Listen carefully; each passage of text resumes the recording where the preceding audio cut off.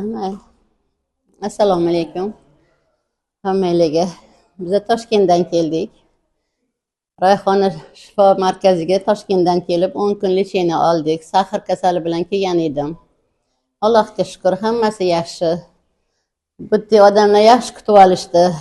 Birinchi o'chirda hamma chiroyli muomalada, o'sha Solih ham shu chiroyli muomaladan kelib chiqadi hammasi.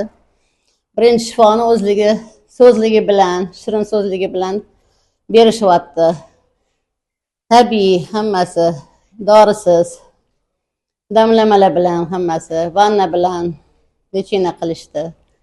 Yaxshi dieta ovqatlar hammasi, sog' salomat. Biza mana 10 kun bo'ldi, endi uyimizga sog' salomat ketamiz, xudo xolasa.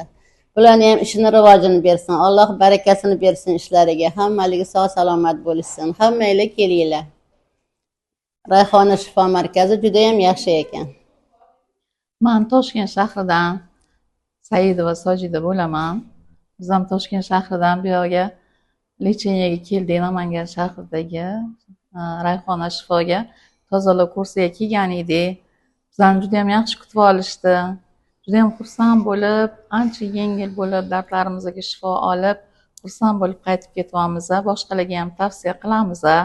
Juda yaxshi joy ekan. Personallar ham rosa yaxshi xizmat qilishdi. Giyohlari ham nihoyatda shifobaxsh.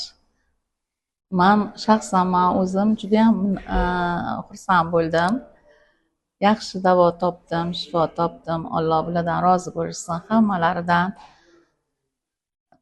Bundan keyingi ishlarda ham omad tilayman.